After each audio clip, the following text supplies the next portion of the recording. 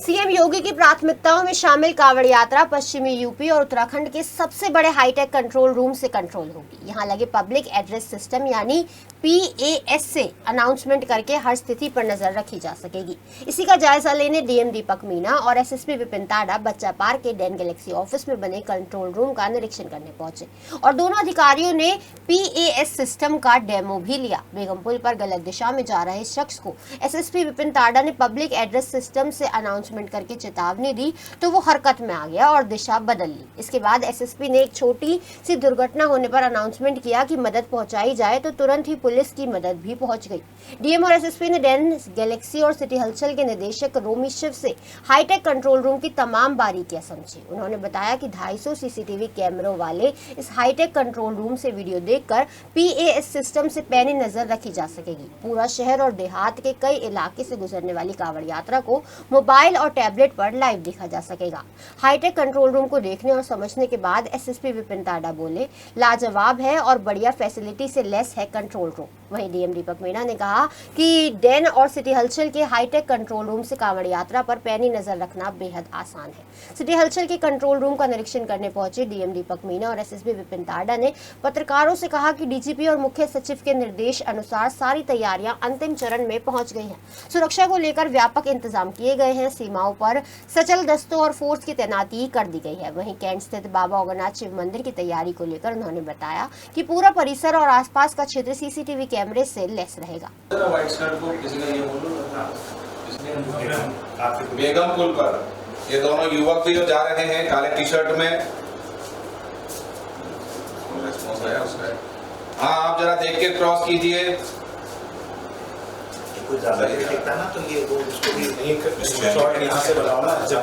Sir वो मैंने पर जो पुलिसकर्मी हैं ये जो दुर्घटना हुई है इसको जरा अटेंड करें और देखिए जो कोई घायल हो तो उनको तत्काल अस्पताल पहुंचाएं, सहयोग करें इनका।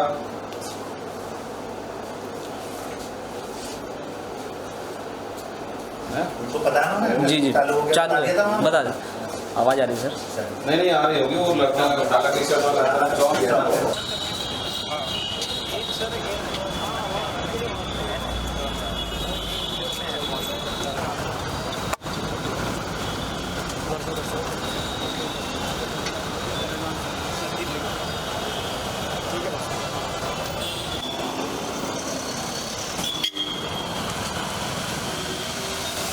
पूरे कांवड़ मार्ग पे 3000 से ज़्यादा पुलिसकर्मी तैनात हो रहे हैं। ड्यूटी चार्ट हमारे बन गए हैं। जो बाहर गैर जनपद से हमें पुलिस बल मिला है उसको भी तैनात किया गया। ट्रैफिक पुलिस, एलआईयू, महिला पुलिस, जो हमारी एंटी सैबोटेज चेक टीम है, डॉग स्क्वाड है, सभी का उपयोग किया जाएगा जिससे कि ये यात्रा सकुशल और सुरक्षित रूप से, निर्बाध रूप से संपन्न हो। सर सीसीटीवी इस बार बड़े पैमाने पर आप लोग लगा रहे हैं, तीसरी आंख पर नज़र रहनी। डीजी सर भी आए थे तो सबने कहा कि वो लखनऊ से बैठ के मॉनिटरिंग करेंगे और आप लोगों का फोकस, डीएम सर और आप यहाँ आए तो कितना बड़ा फोकस है, तीसरी आंख पर निगाह कितनी है, क्योंकि लाखों का क्राउड है। ये जो कांवड़ यात्रा है ये पूरे जनपद के सभी लोगों की यात्रा है और सभी का इसमें योगदान रहता है और इसी के चलते जो कैमरा हैं वो हम पुलिस के भी हैं जो लगे वो इस्तेमाल कर रहे हैं, नगर निगम के जो हमारे पूर्व से व्यापारियों के लगे हैं, साथ ही हमारे जो मीडिया कर्मी हैं या जो सहयोगी हैं उनके जो भी हमें कैमरा उपलब्ध हो रहे हैं उन सब का फीड हम लेंगे। एक कंट्रोल रूम बन रहा है जिसमें सभी आईपी बेस्ड कैमरा जो हैं इनका फीड आएगा और वो कहीं से भी, पूरे भारत में कहीं से भी बैठकर देखा जा सकता है और हमारे जो आला अधिकारी हैं उनको भी ये फीड साझा किया जाएगा। इसका लाभ ये होगा कि इसमें निर्बाध रूप से यातायात प्रबंधन और सुरक्षा व्यवस्था में बहुत योगदान मिलेगा। इसके लिए मैं सभी मेरठ वासियों से भी निवेदन करूंगा कि अपने अपने कैमरास को अगर दुरुस्त नहीं है तो उसे ठीक करवा लें, उसका एंगल ऐसा रखें जिससे कि सड़क पे आने जाने वाले लोग उसमें दिखाई दें और जो स्थानीय पुलिस बल आपसे सहयोग मांगता है कृपया उनका सहयोग करें।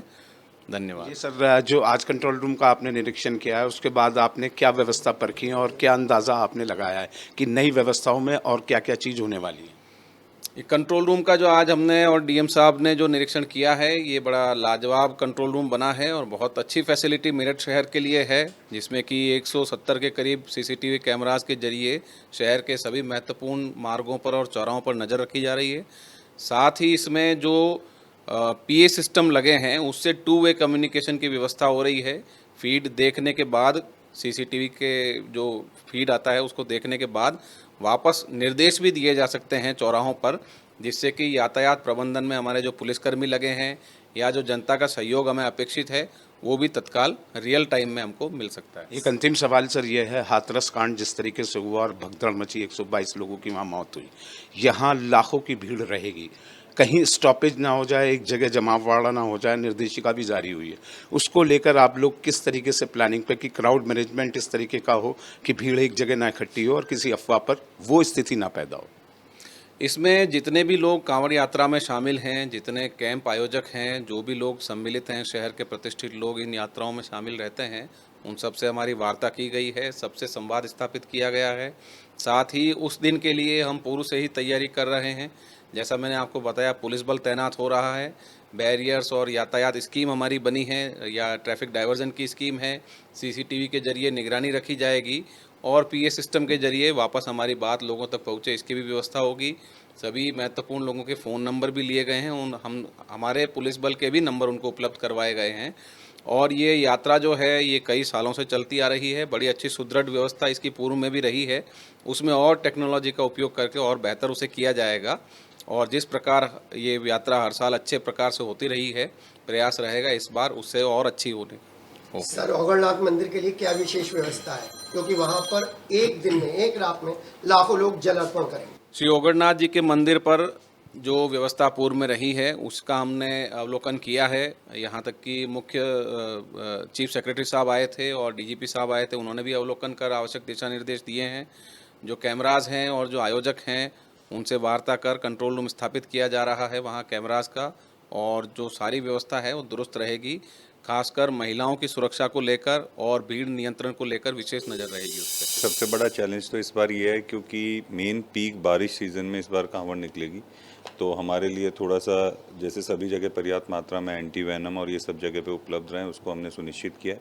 और इसके अलावा इलेक्ट्रोक्यूशन के केसेस ना हो। पिछली बार भी आप एक घटना एक्सीडेंटल हुई थी इलेक्ट्रोक्यूशन की और हम लोग और भी जगह पे काफ़ी हुई, तो इस बार बारिश का मौसम भी ज़्यादा रहेगा तो उस पर पूरी कोशिश है कि अर्थिंग और सभी चीज़ें सेफ्टी वो सब देखें। सभी ट्रांसफार्मर्स की बैरिकेडिंग प्रॉपरली हम लोगों ने करवाई है, तो इन सब चीज़ों पे विशेषकर निगरानी रहेगी। पिछली कांवड़ के एक्सपीरियंस से हम लोगों ने ये भी देखा कि ट्रैफिक पिछली बार हमने काफ़ी सुचारू रूप से उसको इंश्योर किया था, तो प्राथमिकता यही रहेगी कि ट्रैफिक कहीं भी ना रुके, लोगों के आवागमन में कोई प्रॉब्लम ना हो, क्योंकि पूरा मूविंग ट्रैफिक है तो कहीं पे भी थोड़ी भी बाधा 2 मिनट 5 मिनट की भी आती है तो काफ़ी भीड़ इकट्ठी हो जाती है। तो उसके लिए हम लोग इंश्योर करवा रहे हैं कि अच्छे से वो ट्रैफिक का पूरा निकल जाए। इसके अलावा आखिरी के 3 या 4 दिन जब डाक कांवड़ चलती है उस टाइम पे काफ़ी इश्यूज़ और भीड़ के रहते हैं, तो उस टाइम पे फोर्सेस, मजिस्ट्रेट और सबकी तैनाती हम लोग सही से कर रहे हैं कि इंश्योर करेंगे। और पिछली बार की भी आपने देखे होंगे कि कांवड़ 1 या 2 बारिंग इंसिडेंट्स जो हुए उसके अलावा सभी सुचारू रूप से कांवड़ यात्रा यहाँ पे निकली थी। और मेरा आपके माध्यम से भी लोगों से निवेदन है कि ये श्रद्धा का एक त्यौहार है, एक कांवड़ यात्रा, और इसको उसी हिसाब से करें। डीजेस के लिए हमने रिक्वेस्ट किया जितने भी लोग जा रहे हैं, और दूसरी स्टेट से भी रिक्वेस्ट किया कि उस पर एक हाइट का जो भी है प्रतिबंध लगाएं और जितना एक नॉर्मल हाइट निकल सकती है सभी जगह से जहां पे प्रॉब्लम्स ना हो या ट्रैफिक जैम ना हो, तो उसी हिसाब से उनको अनुमति मिलनी चाहिए। बाकी पूरी कोशिश है, जैसा कप्तान साहब ने भी बताया कि सभी जगह सुरक्षा के कड़े इंतजाम किए गए हैं और ऑलरेडी सेक्टर और जोन में पूरा एरिया को बांटा गया और उसी हिसाब से मजिस्ट्रेट्स और पुलिस की तैनाती उसमें। पुलिस महानिदेशक और प्रमुख सचिव के ये निर्देश थे जो वो हैं डीजेस, वो निर्धारित डेसिमल में वॉल्यूम में चलें, तो वो कितना बड़ा चैलेंज होगा कि उनको रोकथाम, क्योंकि कंपटीशंस होते हैं डीजे के, वो हर स्पॉट पे लगाकर कंपटीशन लड़ते हैं, बहुत हज़ारों की तादाद में डीजे होंगे, तो उसके लिए क्या कोई विशेष व्यवस्था है? नहीं, देखिए वापस से वही, जब इंटर स्टेट और इंटर डिस्ट्रिक्ट मीटिंग्स हुई थी तो सभी जगह एक निर्धारित मानक सेट किए गए कि इतने डेसिबल के और इतनी हाइट के जनरली डीजेस लिए जाएं, तो उस पर ऑलरेडी सभी दूसरी स्टेट में भी और हमारे अगल बगल के जनपदों में भी थाना स्तर पर ये बैठक की गई है और सभी आयोजकों को ये बताया गया है। उसके अलावा जितने भी शिविर लगेंगे उसमें भी जो परमिशंस दे रहे हैं तो एक निर्धारित सीमा के साथ ही वो बजाएंगे वहाँ पे, उसकी भी परमिशन उसी हिसाब से दी जा रही है। रोड पे भी हमने प्राय ये देखा है कि रोड पे थोड़े आके डीजे या कोई भी जो भी शिविर के स्पीकर्स हैं वो लग जाते हैं, जिसकी वजह से ट्रैफिक थोड़ा सा बाधित होता है। तो इस बार हम इंश्योर करवा रहे हैं कि वो अंदर लगे, रोड पे कोई भी म्यूज़िक सिस्टम या कुछ भी ना लगे, और पूरी कोशिश यही है कि लो वॉल्यूम में और जिस हिसाब से एक श्रद्धा के साथ पूरी कांवड़ यात्रा निकले। अंतिम सवाल है सर, हर बार भीड़ बढ़ जाती है, इस बार कितना अनुमान आप लोग मान के चल रहे हैं कि 10%, 15% इतनी भीड़ कांवड़ियों की बढ़ सकती है? नहीं, देखिए, ऑन एन एवरेज हम मान के चलते हैं कि 10 से 15% भीड़ और जो भी है हर साल बढ़ रही है, और जिस तरीके से यातायात और बाकी की चीज़ें सुगम हो रही हैं तो लोगों का आना भी परिवार के साथ थोड़ा बढ़ रहा है, क्योंकि अब आप पिछले 2-3 साल से देखेंगे काफ़ी फैसिलिटेट भी किया गया है कांवड़ यात्रा को, चाहे वो शिविर हो, मेडिकल कैंप्स हो, यातायात को लेके हो। तो हमारी उम्मीद है कि पिछली बार से कम 10 से 15% कांवड़ यात्रा में और प्रतिभागी बढ़ेंगे। सर, इनिशियल स्टेज पे रोड्स की जो प्रॉब्लम है, गड्ढों की प्रॉब्लम है, वो सबसे ज़्यादा आपको परेशान कर रही है। चौधरी चरण सिंह कांवड़ मार्ग, उस पर कितने रोड के गड्ढे सही हो गए सर? 1000 से ज़्यादा की संख्या आई थी। नहीं, आप अभी देखेंगे जाके, हमारे मेजर 3 मार्ग हैं।